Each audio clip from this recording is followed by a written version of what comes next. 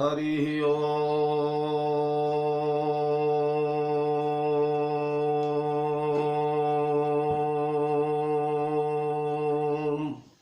श्रीमन्महागणाधिपतये नमः। श्रीराम शरणं मम। श्रीगुरुवे नमः। श्रीसरस्वत्यै नमः। श्रीमातृपितृचरणकमलेभ्यो नमः। गणेश हेरम्ब गजाननेति महोदरं स्वानुभवं प्रकाशिन् वरिष्ठ सिद्धि प्रिय बुद्धिनाथ वदन्त एवं त्यजत प्रभीति। ओम नमः परमहंसास्वादित चरण कमल चिन्मकरंदाय भक्त जनमानस निवासाय श्रीरामचंद्राय वंदे विदेह तनया पद पुंडरीकं कैशोर सौरभ समाहृत योगी चित्तम हंतुम त्रिताप मनिशं मुनिहंस सेव्यं सनमामि शालि परिपीत पराग पुंजम। नारायणं नमस्कृत्य नरं चैव नरोत्तमं देवीं सरस्वतीं व्यासं ततो जयमुदीरयेत्। वीणाधरे विपुल मंगल दानशीले भक्त्यार्तिनाशिनि शिव विरंचि हरीश वंदे कीर्तिं प्रदेखिल मनोरथ दे महारहे विद्या प्रदायिनि सरस्वती नौमि नित्यम्। अतुलित बलधामं हेमशैलाभदेहं दनुजवन कृशानुं ज्ञानिनामग्रगण्यं सकल गुणनिधानं वानराणां मुधीशं रघुपति प्रिय भक्तं वातजातं नमामि। प्रभु समर्थ सर्वज्ञ शिव सकल कला गुणधाम जोग ज्ञान वैराग्य निधि प्रणत कल्प तरुणाम अपने अपने घरन की सब काहू को पीर तुम ही पीर सब घरन की धन्य धन्य रघुवीर। खल दल बन दावायनल राम श्याम घन मोर रोम रोम में वज्र बल जय के सरी किशोर। जय कविता के गगन दिवाकर ज्ञान भक्ति के विमल प्रकाश पारिजात के पुष्प आप हो जय गोस्वामी तुलसीदास। श्री गुरु चरण सरोज रज निज मन मुकुर सुधारी बरनऊ रघुबर विमल जस जो दायक फलचारि सियावर रामचंद्र की जय। श्री हनुमान जी महाराज की जय। श्री गोस्वामी जी महाराज की जय। भैया भरतलाल की जय। श्री राम कथा महोत्सव की जय। श्री रामचरितमानस भगवान की जय।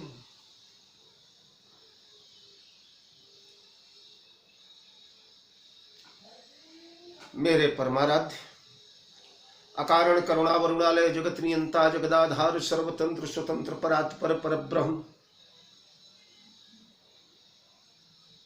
अजय अनादि अगोचर अचिंत्य रूप अलेपय अमान्य अभेद अखंड शुद्ध सच्चिदानंद घन निर्गुण निराकार सगुण साकार परम उदार सौम्य मानवावतार कौशल राजकुमार त्रिभुवन पालनहार सुखागार सर्वेश्वर सुरेश्वर अखिलेश्वर भुवनेश्वर राज राजेश्वर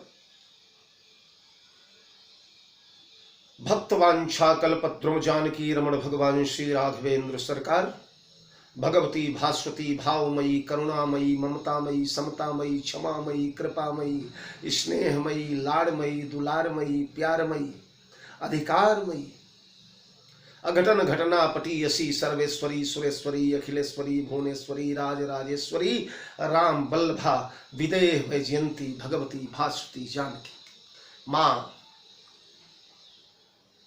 के चरणों में कोटि वंदन करता हुआ भैया भरतलाल जी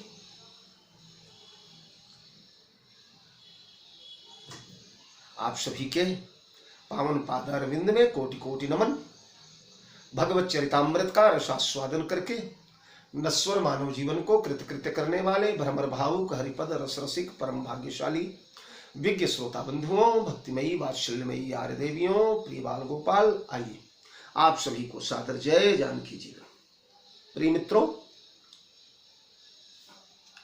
भैया भरतलाल की महामंगलमयी गाथा अपनी यथाशक्ति यथामति गति हम कल के पामर प्राणियों का ये अधिकार कहाँ, ये क्षमता कहाँ, ये योग्यता कहाँ, ये वैशिष्ट कहाँ, इतना ज्ञान कहाँ, इतनी भक्ति कहाँ कि भरत जैसी महा महिमा का योगान कर सके,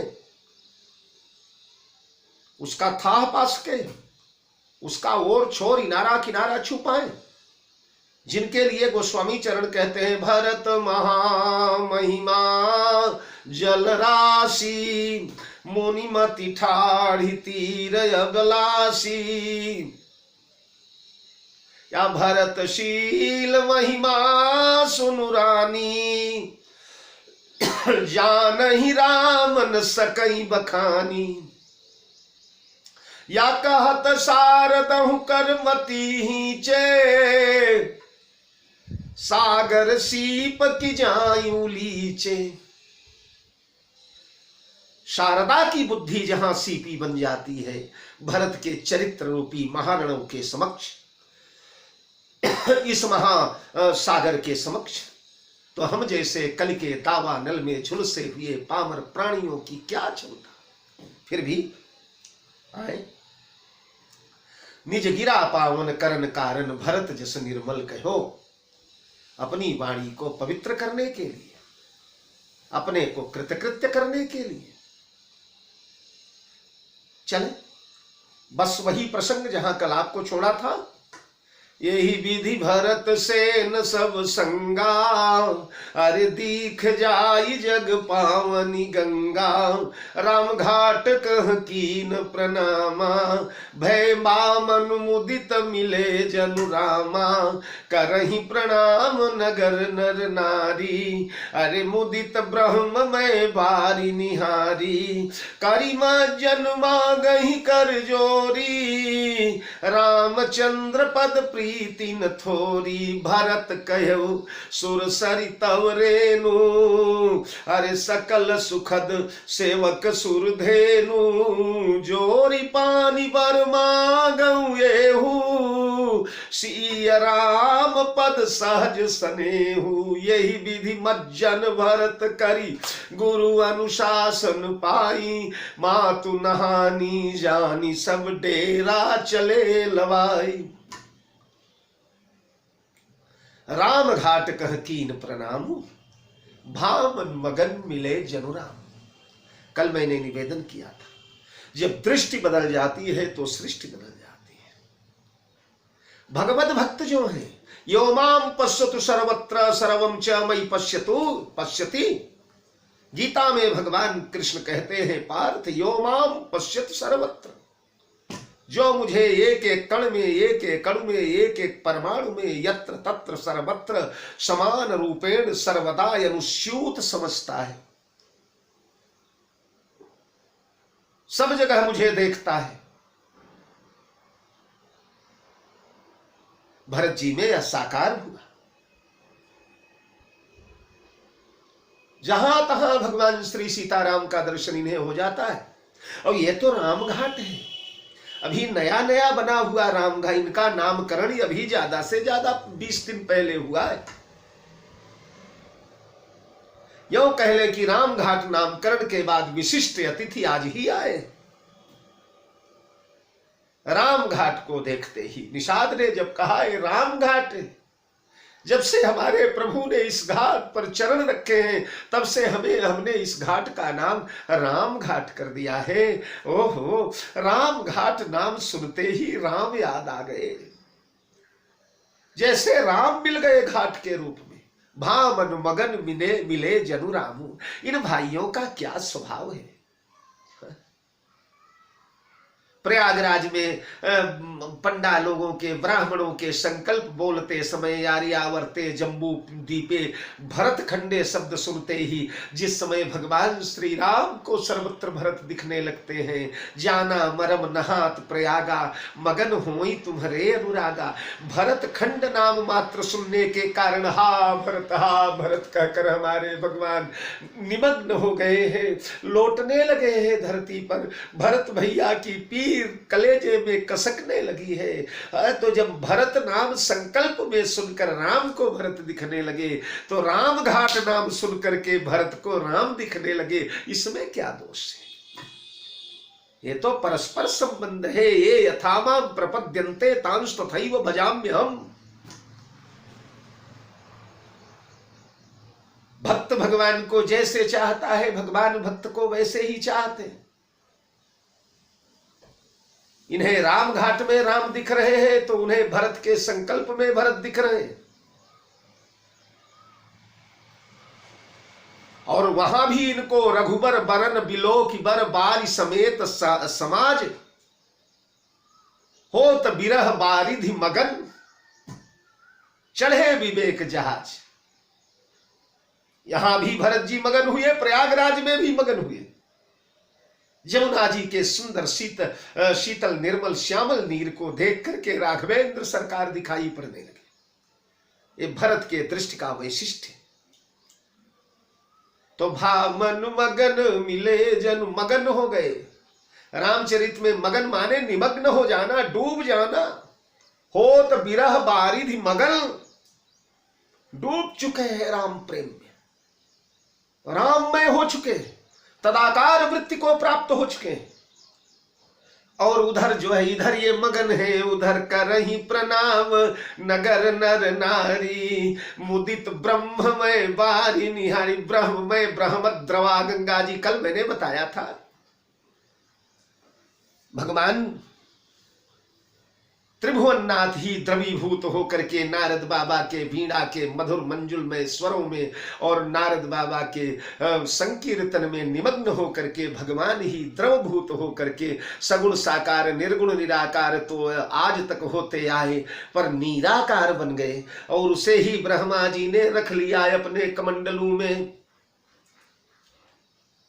पुनः कालांतर में वही भगवान के चरण नक्शे निसृत हुई। हर निकसी हरि के पद पंकज से, निकसी हरि के पद पंकज से पुनि भागीरथी तप कीन माहे। ब्रह्म कमंडल ते निकसी पुनि शंकर शीस जटा में गाए। आई रही वसुधा तल पे जिन पाप को पुंज पहाड़ दहाए। रे मन मी मूढ़ विचारु जरा वसुधा में सुधारस जात बहा, वसुधा में सुधारस जात बहा। ये सुधारस अमृतत्व है।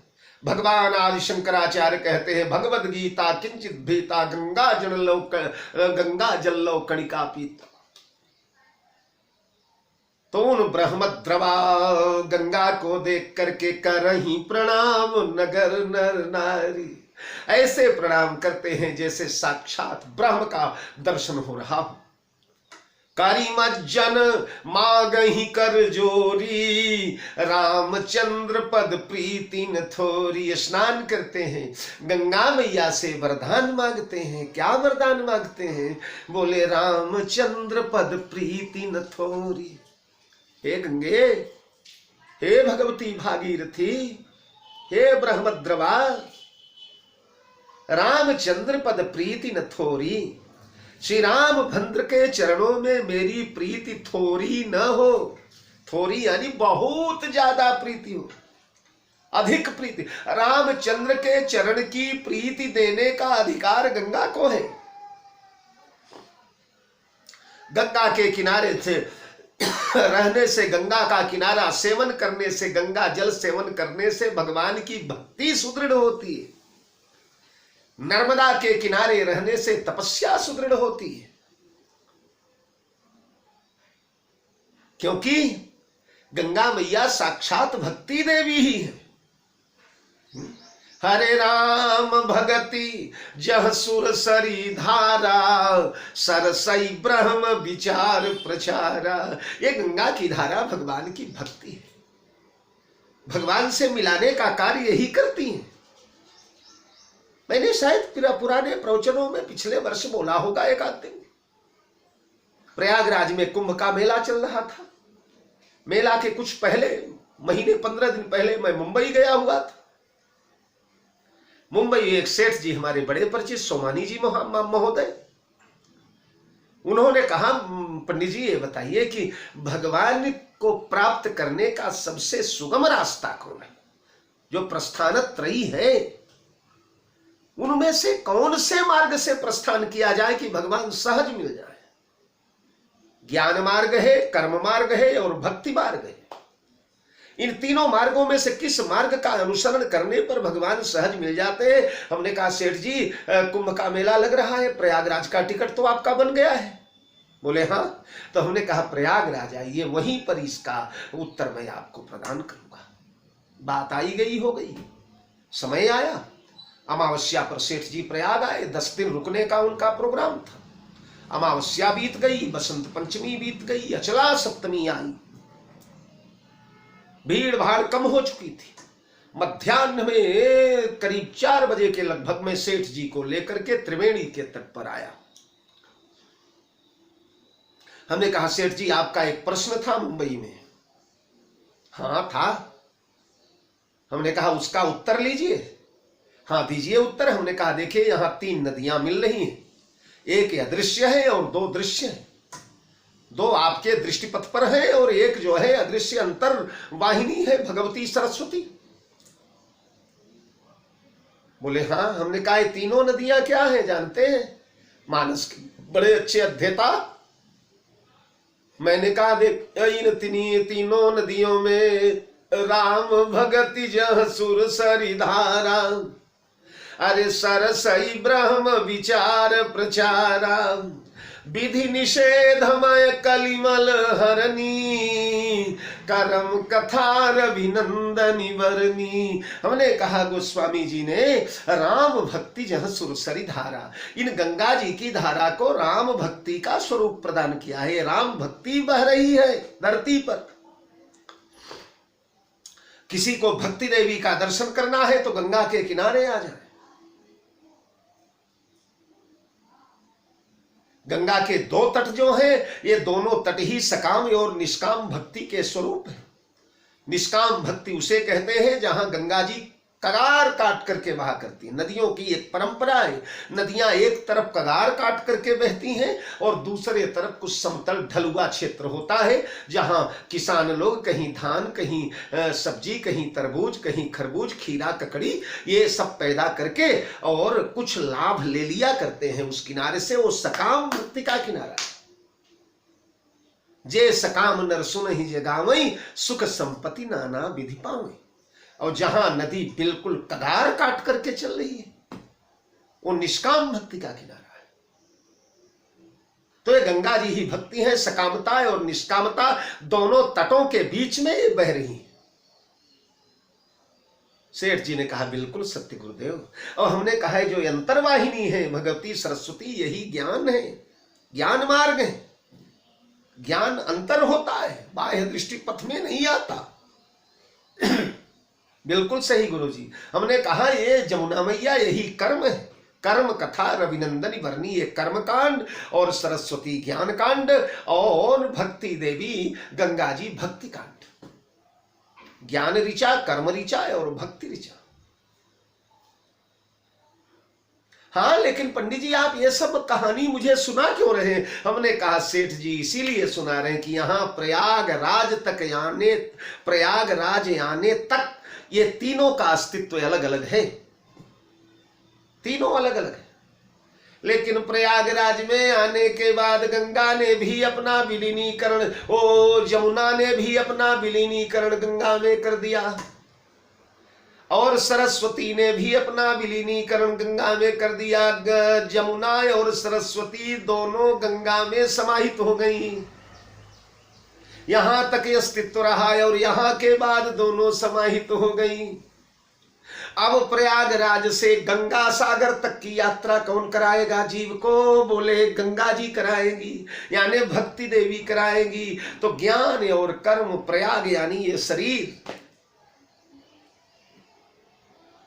यहां तक तीनों आते हैं और यहां आने के बाद भक्ति देवी ही भगवान के चरण में ले जा करके राम भगति सुर सरित राम स्वरूप सिंधु समूहानी, राम तक जीव को ले जाकर मिलाने का महद कार्य भगवती भागीरथी पुण्य सलीला गंगा किया कर।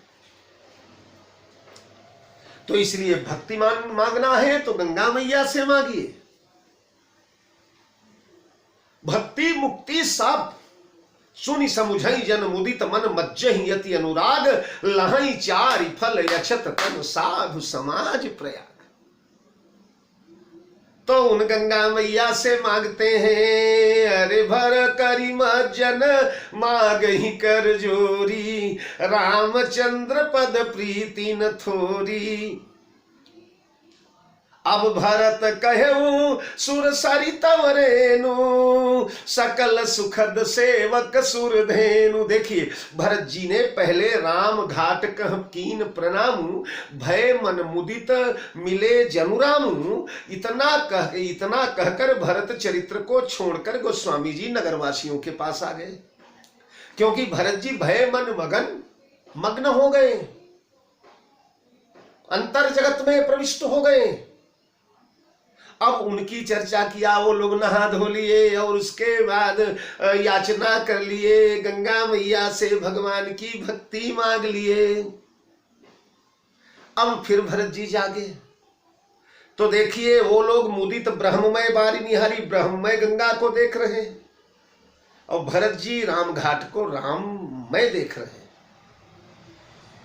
तो ब्रह्ममय देख करके ये लोग मुदित हुए हैं, लेकिन राम में देख करके भरत जी मगन हुए। मुदित और मगन में बड़ा फर्क है। मुदित यानी प्रसन्न हो जाना, अब मगन माने बिल्कुल डूब जाना, प्रविष्ट हो जाना। इसका मतलब यह हुआ कि ब्रह्म दर्शन से राम दर्शन श्रेष्ठ है। जो ब्रह्म व्यापवादी ऋषि हैं, बड़े बड़े ब्रह्मज्ञानी ऋषि हैं, वो भी ब्रह्म निरत विज्ञानी भी भगवान श्री राम के सगुण साकार विग्रह के दीवाने हो जाया करते हैं। काहे आप लोग राजा जनक का दर्शन तो किए होंगे। बालकांड में राजा जनक ने जिस समय भगवान श्री रामभद्र को पहली दृष्टि देखा, आज तक राजा जनक ने किसी के शरीर के बनावट पर दृष्टि नहीं डाला था। कौन गोरा है, कौन काला है, कौन सुंदर है, कौन असुंदर है, कौन मोटा है, कौन दुबला है, कौन पतला है, कौन सुरम्य है, इधर दृष्टि नहीं। केवल आत्मज्ञानी है, आत्मदर्शी है, ब्रह्म दर्शन करते हैं, ब्रह्म ज्ञान में सर्वदा निमग्न रहा करते हैं। ओ महाराज विदेह जनक जब भगवान को देखे, अरे मूर्ति मधुर मनोहर देखी, भयउ विदेह विदेह विषेखी। मूर्ति मधुर मनोहर देख, हमारे भगवान की मूर्ति मधुर है और मनोहर है। मधुर इतनी है कि एक बार उसका स्वाद मिल जाए, उसके दर्शन का टेस्ट मिल जाए। जो मोहि राम लागते मीठे, तव नरस खटरस जगरसे होई जाते सब सीठे। जो मोहि राम लागते मीठे, बड़े मीठे। राम का रूप भी और राम जी का नाम भी।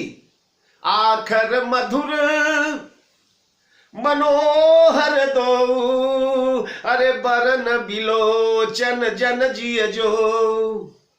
राय और म, ये मधुर और मनोहर। रा मधुर है और म मनोहर है। राम मधुर है और लक्ष्मण मनोहर है। इसलिए आखर मधुर मनोहर दो, मूर्ति मधुर मनोहर देखी, और भयउ विदेह विदेह विष। राजा जनक आज विदेह हुए।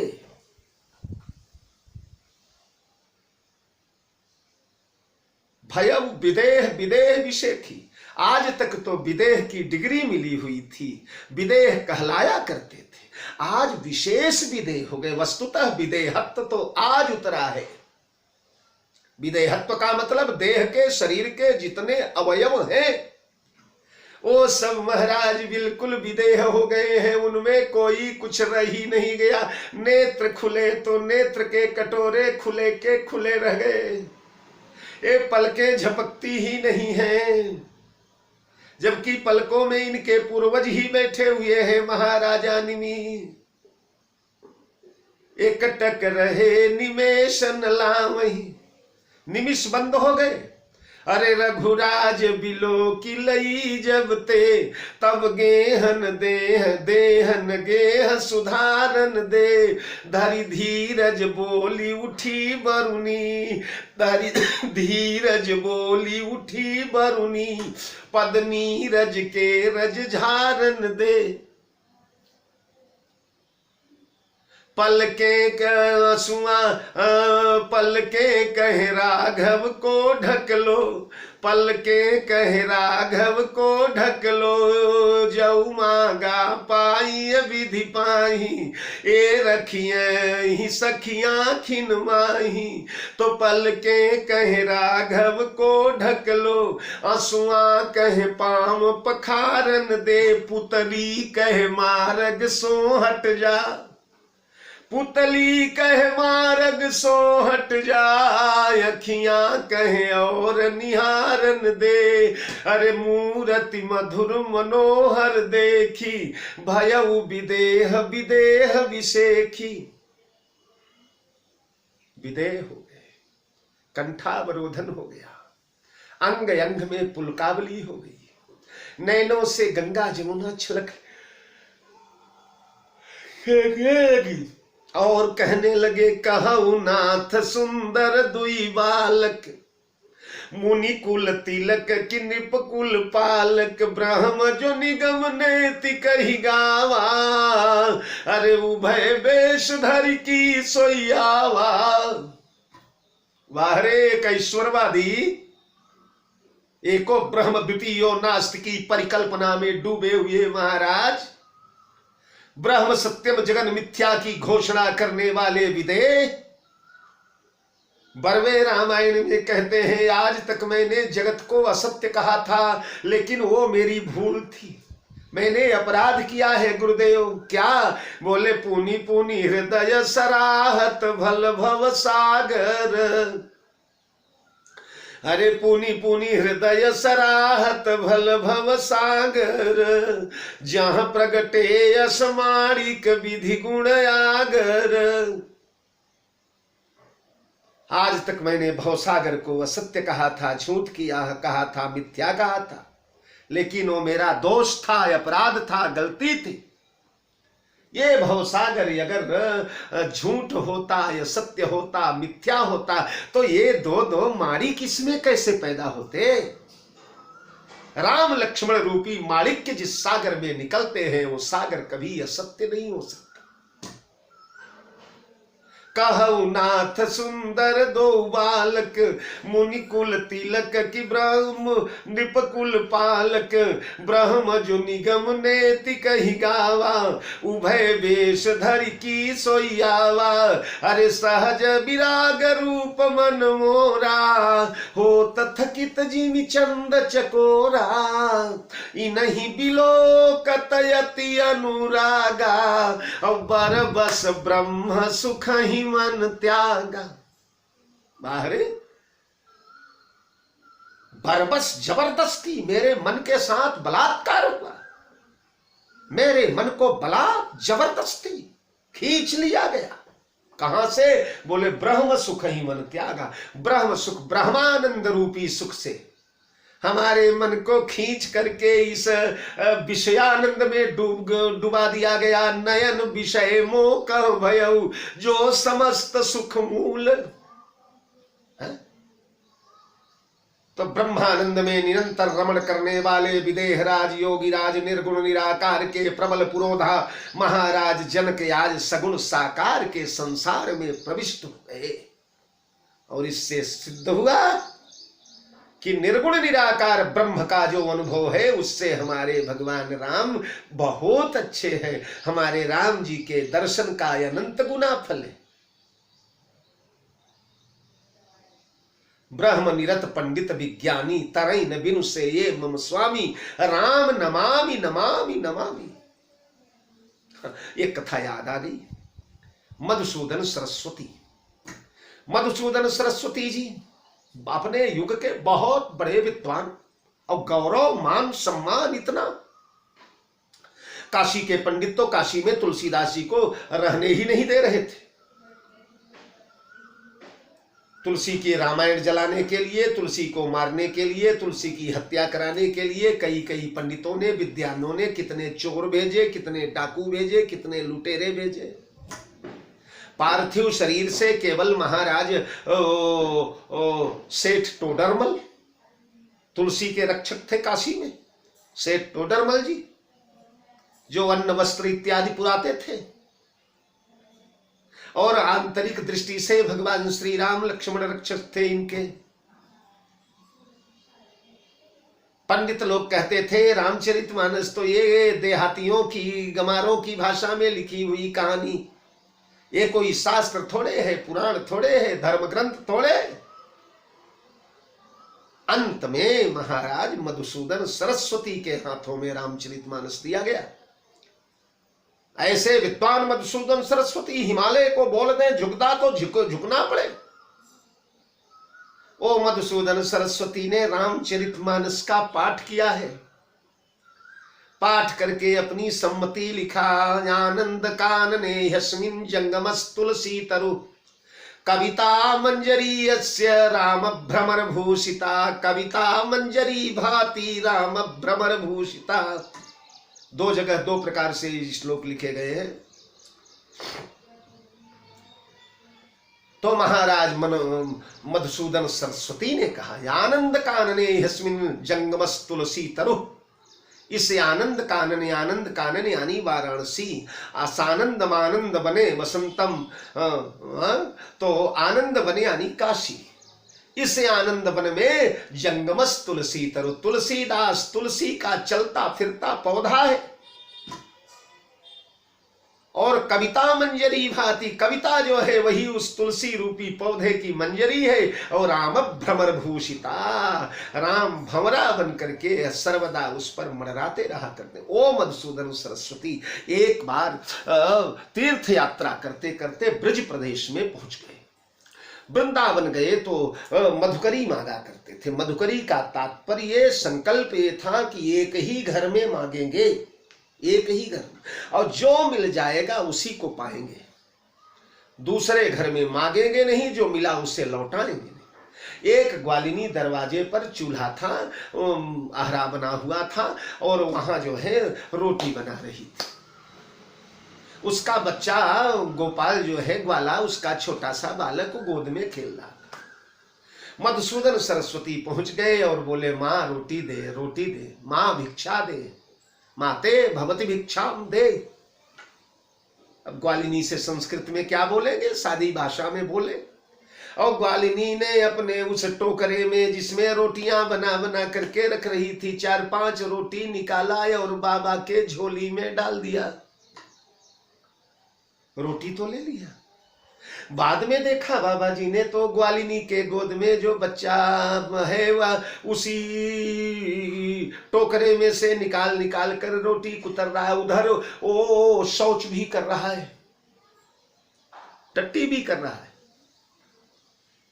ये नजारा देख लिया मधुसूदन सरस्वती ने। ब्राह्मण शरीर था, द्विजत्व के संस्कार कूट कूट करके भरे हुए थे। तड़प गए मधुसूदन सरस्वती, भगवान ये क्या हो गया। इस बालिनी ने मुझे रोटी तो दे दिया, लेकिन ये बालक इधर शौच भी कर रहा है, उधर रोटी भी जूठी कर रहा है, उसी में की रोटी मुझे दे दिया। अब मैं क्या करूं, मेरा संकल्प है जो मिला उसे लौटाऊंगा नहीं और 2 दरवाजे जाऊंगा नहीं। क्या करूं परमात्मा।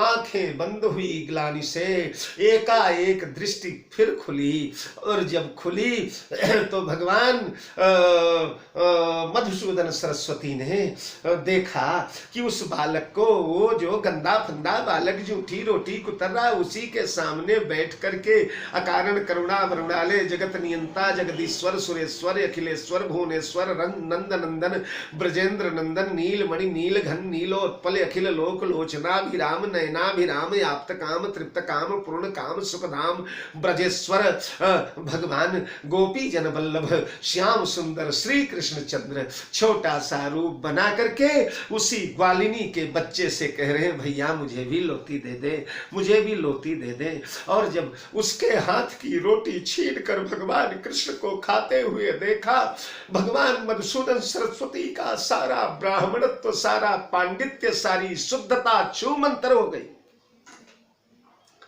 गोपिका के चरण में लौटने लगे। और तब मधुसूदन सरस्वती ने कहा था कि वैराग्य वीथि पथिको रूपास्यम स्वराज सिंहासन लब्ध दीक्षा शठेन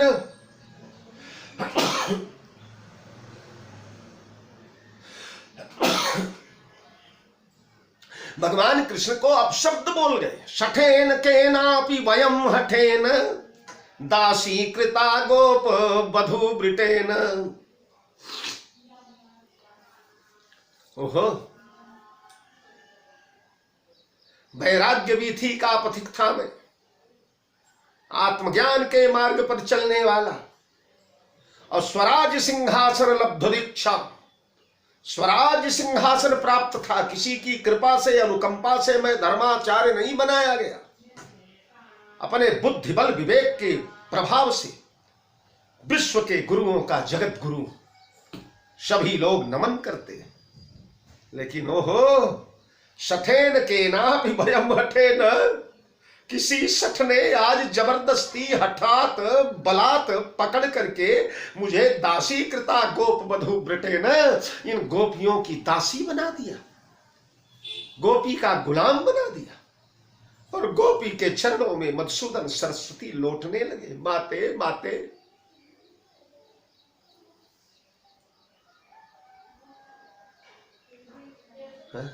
चरण की धूल लेकर के माथे से लगाने लगे। है ना, आशाम हो चरण रेणुजुषाम हम श्याम वृंदावने किमपि गुल्मलतौषधीनाम या दुस्त्यजम स्वजन मार्ज पथम च हित्वा भेजुर्मुकुंद पदवीं श्रुति भृव्यमृग्याम। उद्धव भी तो यही कहते हैं कि ब्रज की लता घास जब बन जाऊंगा तो गोपियों के चरण की उड़ती हुई धूल मेरे ऊपर पड़ेगी और मैं कृतकृत्य हो जाऊंगा। तो प्यारे, ये है सगुण ब्रह्म के दर्शन का परिणाम। बड़े बड़े सिद्धात्मा, यमलात्मा, महात्मा, दिव्यात्मा, भव्यात्मा, पुण्यात्मा, ब्रह्म ज्ञान निरत पंडित विज्ञानी, युगों युगों से जिन्होंने कंदराओं में बैठ करके ब्रह्म साक्षात्कार का रस पिया, वो लोग भी जब सगुण साकार की कल्पना में डूबते हैं तो दीवाने हो जाते हैं। तो भैया भरत मगन हुए हैं राम रूप देखकर, सगुण रूप देखकर, और वो लोग ब्रह्म रूप देख करके मुदित हुए हैं। यही फर्क है ब्रह्म और राम में। तो नगरवासियों ने तो मांग लिया, करीमा जन्मा गही कर जोरी, रामचंद्र पद प्रीति न थोरी। अब भरत मांगने लगे। अभी तक मगन थे, अब मग्नता से बाहर निकले, शरीर धर्म में आए और बोलने लगे, भरत कहेऊ सुर सरितव रेणु, सकल सुखद सेवक सुरधेनु। ए गंगा मैया, आपकी रेणु, आपकी बालू, ये सकल सुखद सेवक सुरधेनु, सब प्रकार के सुख प्रदान करती है। गृहस्थ लोगों को वो जो जितने प्रकार का सुख चाहिए, या गिरस्थ विरक्त सबको जितने प्रकार का धर्मार्थ काम मोक्षाणाम, ये चारों पुरुषार्थ आपके इस रेणुका में भरे पड़े हैं मैया। भागीरथी की रेत में जिसका बिछौना हो गया। ये गंगा मैया की धूल, गंगा मैया का कण, भागीरथी की रेत में जिसका बिछौना हो गया, उसके लिए सम्राट सिंहासन भी बौना हो गया। भागीरथी की रेत में जिसका बिछौना हो गया, उसके लिए सम्राट सिंहासन भी बौना हो गया। अरे स्वर्ण की थाली कटोरी क्या रिझाएगी उसे, स्वर्ण की थाली कटोरी क्या रिझाएगी उसे, जिसका भोजन पात्र बस पत्तों का दोना हो गया, जिसका भोजन पात्र बस पत्तों का दोना हो गया। भागीरथी की रेत में जिसका बिछौना हो गया, उसके लिए सम्राट सिंहासन भी बौना हो गया। ये गंगा है। हर एक बार को जल शीस धरे, एक बार को जल शीस धरे, तही तू हरिधाम पठावती है। कामी कुराही कुकर्मी कुबुद्धिन को शिव रूप बनावती है। एक बार को स्नान करे, तेहि भुक्ति और मुक्ति लुटावती है। एक नंगा के शीश पे बैठी के गंगा तू नाहक दंगा मचावती है। कोई मस्त मौला कवि बोलता है कि गंगा एक नंगा के शीश पे बैठी के गंगा तू नाहक दंगा मचावती है। तो भरत कहे सुर सरितव रेणु, सकल सुखद सेवक सुरधेनु। ए माते, आपकी रेणुका समस्त सुखों को प्रदान कर देती है। यह लोक में भी परलोक में सकल सुख में मोक्ष भी आता है। तथा मोक्ष सुख सुन खगराई, मोक्ष भी सुख है, भक्ति भी सुख है, भजन भी सुख है, यजन भी सुख है, अर्थ भी सुख है, धर्म भी सुख है, काम भी सुख है। ये सब तुम्हारी रेणुका के प्रभाव से मिले। इसलिए प्यारे, गंगा नहाना जीवन में कभी समय मिले तो गंगा से मत चूका करो।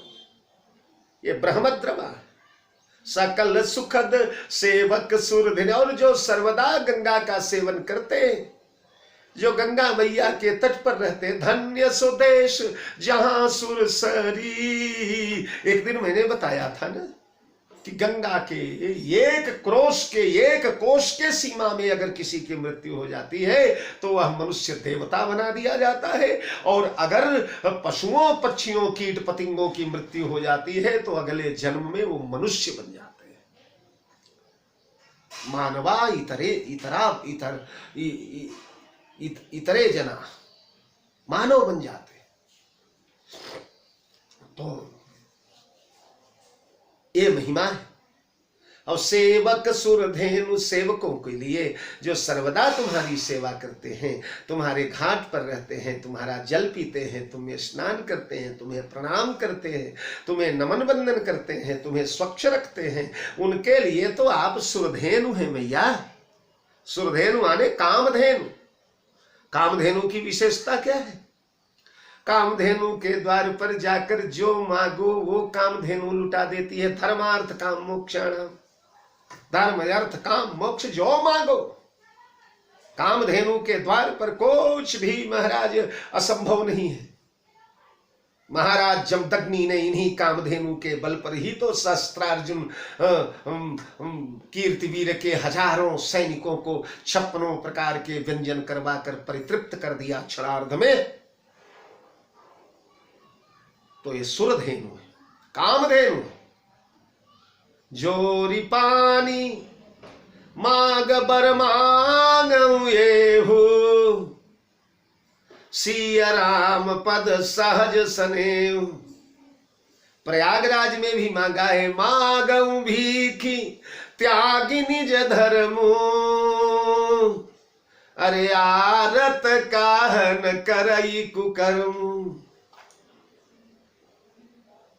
वहां आर्त बने हैं, कुकर्म बोल रहे हैं कि मैं मांग कर कुकर्म कर रहा हूं, पर यहां कुकर्म नहीं कहा।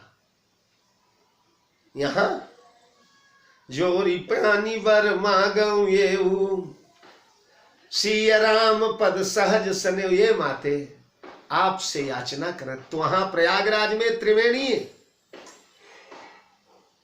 और त्रिवेणी के घाट पर भरत की याचना हो रही, इसलिए भरत उसे याचना को कुकर्म कह रहे हैं। त्रिवेणी से मांगा, भरत बचन सुनी माझ त्रिवेणी भई मृदुबान सुमंगल देनी। तो त्रिवेणी में गंगा भी है, सरस्वती भी है, लेकिन एक नदी और है, कौन? सूर्य नंदिनी भगवती जमुना। और भगवती कालिंदी जमुना जो है ये सूर्य वंश की बेटी है। इसलिए भरत कहते हैं कि मनुष्य कितना भी दुर्बल हो, कितना भी दरिद्र हो, कितना भी भिखमंगा हो, सारी दुनिया में जाकर याचना कर लेगा, पर बेटी के द्वार पर कभी नहीं मांगा जाता। तुम बेटी हो हमारे वंश की जमुना। ये दुहिता है, इन्हें बाप जितना हो सके देता है, इनसे लेता नहीं है। इसलिए वहां कुकर्मू शब्द का प्रयोग हुआ। और यहां गंगा जी हैं। गंगा से किसने नहीं मांगा? राम ने भी मांगा। अरे जगत जननी भगवती भास्वती जानकी ने भी आंचल पसार करके गंगा मैया से पति देवर संग कुशल बोरी आई करऊं जे ही पूजा तोरी। कौन नहीं मांगता है? तो यहां शुद्ध अंतःकरण से मांग रहे हैं। गंगा मैया से क्या मांग रहे हैं? बोले सिया राम पद सहज स्नेहु। ये माता, मुझे श्री सीताराम के चरण का सहज स्नेह दीजिए। देखिए, हम लोगों का सहज स्नेह नहीं है। हम लोग अभ्यासेन तु कौन्ते, अभ्यास योग के द्वारा हम लोग स्नेह को बढ़ाते हैं। हमारे कठोर मन में धीरे धीरे धीरे धीरे अभ्यास योग के द्वारा धीरे धीरे मन को जगत से उपराम करते हुए राम प्रेम के चाशनी की लालच दिलाते दिलाते इसे जब टेस्ट दिला देते हैं तो ये राम स्नेह में पगने लगता है। लेकिन एक सहज स्नेह होता है। सहज स्नेह कैसे होता है? जैसे कामी को नारी से, कामी ही नारी प्यारी जी, ये सहज स्नेह। कामी व्यक्ति है तो स्त्री सहज प्रिय है, वो उसको सिखाना नहीं पड़ेगा कि इससे प्रेम करो, इससे अनुराग करो, इसमें संलिप्त हो। ना ना ना। लोभी प्रिय जीवी दाम, लोभी को दाम से जो प्रेम होता है वह किसी यूनिवर्सिटी के द्वारा नहीं पढ़ाया जाता, किसी गुरुकुल में नहीं पढ़ाया जाता, सहज होता है। जैसे मछली का जल से सहज प्रेम होता है। कोई सिखाता पढ़ाता नहीं कि जल से प्रेम करो, जल तुम्हारे प्रियतम है। चकोर का चंद्रमा से सहज प्रेम होता है।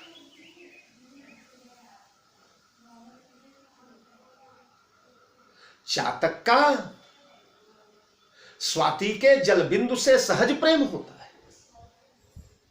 वो बनाना नहीं पड़ता, जगाना नहीं पड़ता, सीखना नहीं पड़ता। उसी प्रकार सिया राम पद सहज सहज स्नेह हो जाए मैया।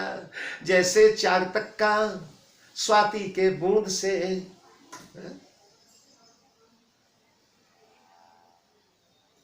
चातक रटनी घटे घट जाई, बढ़ई प्रेम सब भांति भलाई।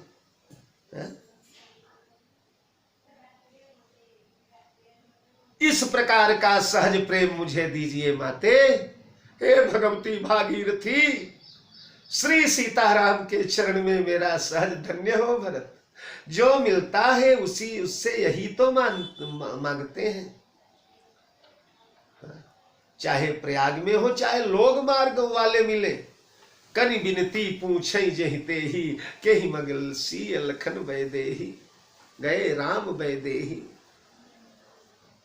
जो कछ समाचार पुनि कहीं, अगर कोई समाचार कह देता, जो कोई कह देता है कि मैंने देखा है, ते प्रिय राम लखन सम लेखे, और राम लक्ष्मण जैसे प्रिय हो जाते हैं। ये सहज स्नेह। इस प्रकार भगवती भागीरथी से याचना किया, गंगा मैया सकुचा गई। हे राम प्रेमी, तुम्हें राम प्रेम का वरदान मैं क्या दूंगी, भरत तुम मुझे राम प्रेम का वरदान दो, मेरे अंतःकरण में सर्वदा राम प्रेम विद्यमान रहे। और यही विधि मां जन भरत करी गुरु अनुशासन पाई। स्नान किया, नियम है कि गंगा इत्यादि नहाने के बाद, दिव्य तीर्थों में नहाने के बाद अपने बड़े बूढ़े बुजुर्गों को प्रणाम करना चाहिए। तो स्नान किए, स्नान करके जाकर गुरुदेव के चरणों में सिर डाल दिए। गुरुदेव ने आशीर्वाद दिया और आदेश दिया कि भरत सभी का स्नान हो चुका है, अब डेरा कहां डाला जाएगा, सब हारे थके हैं, भूखे हैं, दूर की यात्रा करके आए हैं, राम वियोग में सब विदग्ध हैं, इसलिए अब विश्राम की व्यवस्था करवाओ बेटा। गुरु अनुशासन पाई, गुरु जी का अनुशासन मिला। पता किया माताएं स्नान करी क्या, क्योंकि अन्य प्रजा दो दो डुबकी लगाए बस, पर माताओं का, रानियों का तीर्थ स्नान करने का विधान है। स्नान करी होंगी, उसके पहले संकल्प आदि हुआ होगा, नहाने के बाद दान दक्षिणा लुटाई, इसलिए उनका समय लगेगा। इसलिए मातु नहानी जानी सब के बाद माताओं को नहाने का समझ लिया कि सारी माताएं नहा चुकी हैं, अब डेरा चले लवाई।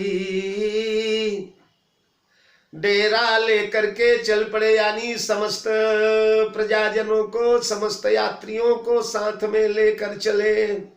और जहां तहां लोगन डेरा की नाम, लोगों ने जहां तहां डेरा कर दिया। कहां कहां किया, कल मैंने बताया था। रानियों को घर में रुकाया गया, मुनिजनों को वृक्षों के नीचे रुकाया गया, प्रजाजनों को बाग बगीचों में रुकाया गया, जल जिन पशुओं को प्रिय है उन हाथी इत्यादि को सरोवरों के किनारे रुकाया गया, घोड़े इत्यादि को जंगलों में बांध दिया गया। घर तर तर सर बाग बन बास बनाए निजाए, पहले से ही मल्लाहों ने, केवटों ने सब बराबर करके, समतल करके, पत्ते बिछा बिछा करके, कुशा बिछा बिछा करके सब की साथरी सैया तैयार रखा है। सब लोगों ने अपने अपने निर्दिष्ट स्थानों पर अपना अपना डेरा डाल दिया। जहाँ तह लोगन डेरा कीना, और भरत शोध सब ही कर लीन। सब जगह भरत ने परिक्रमा किया। प्रजा कहाँ रुकी है, सैनिक लोग कहाँ रुके हैं, महात्मा लोग कहाँ रुके हैं, और महाराज सब की सार संहार ये राजा का काम है। राम जी ने यही सिखाया है। पाले उपभूमि प्रजा रजधानी, प्रजा मात सारी माताएं से ये हुमातु सकल समझानी। पाले उपभूमि प्रजा रजधानी, मुखिया मुख सो चाहिए, खान पान कहूँ एक। अरे पालई पोसई सकल अंग, तुलसी सहित विवेक। तो जहाँ तह लोगन डेरा कीना, भरत शोध सब ही कर लीना। सब की व्यवस्था देख लिया। अब सुर सेवा करिया यशु पाई, देवताओं की सेवा करके, उनका आदेश पा करके राम मातु पही गए दो भाई। राम जननी माता कौशल्या के समीप दोनों भैया पहुंच गए। सुर सेवा करी। यहां पर विद्वानों में मतभेद है और प्रकाशकों में भी मतभेद है। गीता प्रेस ने सुर सेवा लिखा है, कोदवराम प्रेस की रामायण में गुरु सेवा है, लगा नवल किशोर दास ने भी गुरु सेवा लिखा है, मुंबई प्रेस की, वेंकटेश्वर प्रेस की रामायण में भी गुरु सेवा है। तो कई रामायणों में गुरु सेवा है और कई रामायणों में सुर सेवा है। अब यह है कि अगर सुर सेवा किया तो कौन से सुर की सेवा किया, और फिर आयस पाई, तो क्या देवताओं की सेवा करने के बाद देवताओं ने आयस दिया? ये कैसे संभव है? तो देखिए ये भी संभव है। सुर कौन से थे? तो हो सकता है भरतलाल अपने साथ देवताओं का विग्रह लेकर चले। हम लोग भी अपने साथ शालिग्राम भगवान को लेकर चलते ही हैं, गोपाल लाल को लेकर कई विद्वान चलते ही हैं।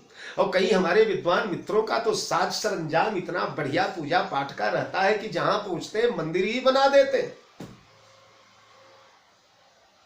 तो कुछ भगवान के विग्रह भैया भरत शत्रुघ्न के साथ साथ में रहे होंगे, स्नान इत्यादि करके जब डेरा निश्चित हो गया तब उनकी सेवा किया होगा, और उनकी सेवा किया होगा तो उन देवताओं ने आशीष दिया होगा।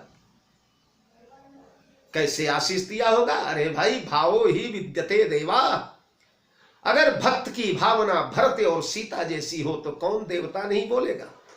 ये बताइए, पुष्पवाटिका में सीता जी के सामने मूर्ति बोली कि नहीं बोली?